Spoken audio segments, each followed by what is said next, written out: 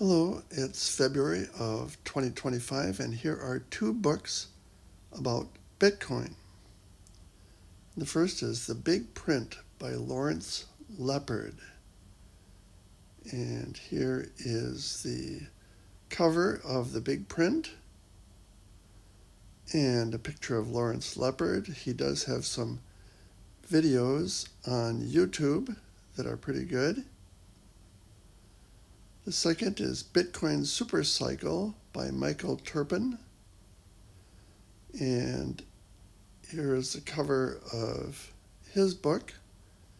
And he also has some videos on YouTube that are very interesting. So Michael talks about 1971 when Richard Nixon took away the gold standard from the United States and put in a mandate to use printing. So with no more gold standard, the government could basically print as much money as they wanted, which can cause inflation.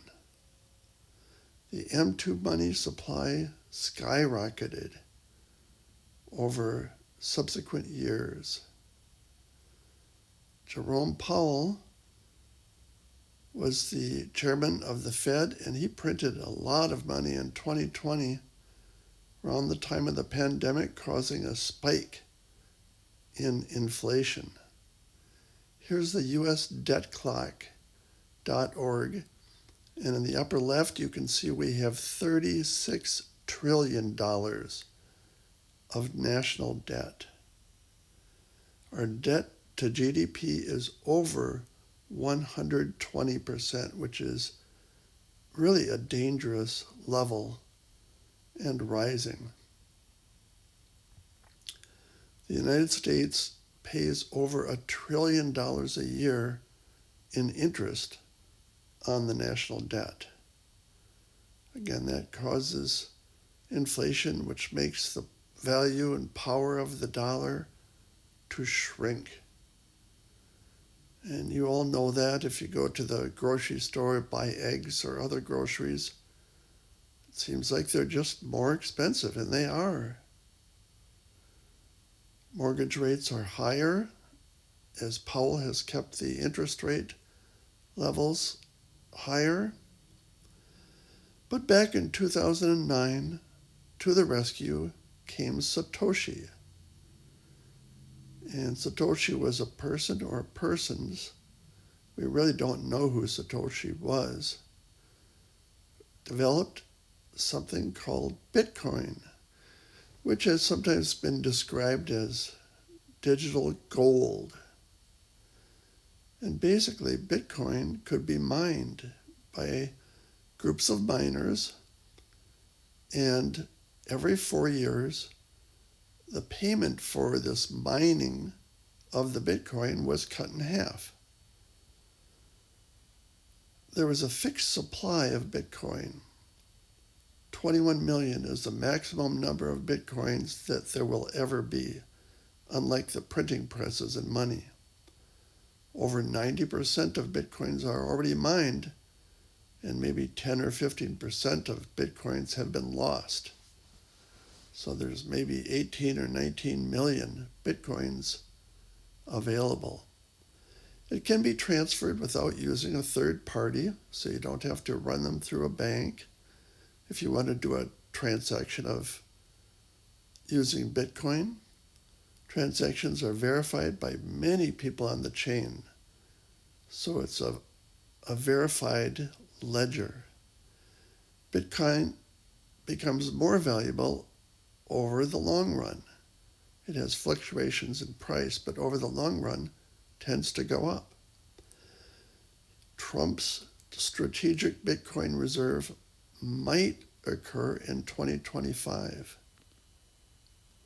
Here's the second book, and again, this is Bitcoin SUPERCYCLE, and this is a book by Michael TERPIN, who again is also on YouTube. Michael TERPIN says that Bitcoin occurs in 4-year cycles and has since 2009. Pretty reproducible 4-year cycles. The last Bitcoin halving was April of 2024, and Bitcoin tends to go up a few months after each halving. Bitcoin was $98,000 in February of 2025. The peak of the cycle tends to happen in the autumn of the year after the halving. So some people say it might peak at $150,000 maybe in the autumn of 2025. Other people say it could peak in autumn of 2025 at $180,000 per Bitcoin or more. Now, I plan to sell my Bitcoin by autumn of 2025. I plan to buy the Bitcoin again maybe in 2027 when the price is down during the next 4-year cycle. You can self-custody your Bitcoin. It's a bit tricky using wallets, but it can be done. However, I tend to do the simple thing, which is just to use an IBIT ETF.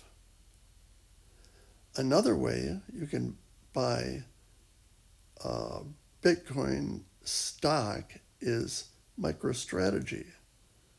Michael Saylor has almost 500,000 Bitcoins that he has purchased, which is an incredible amount for one company.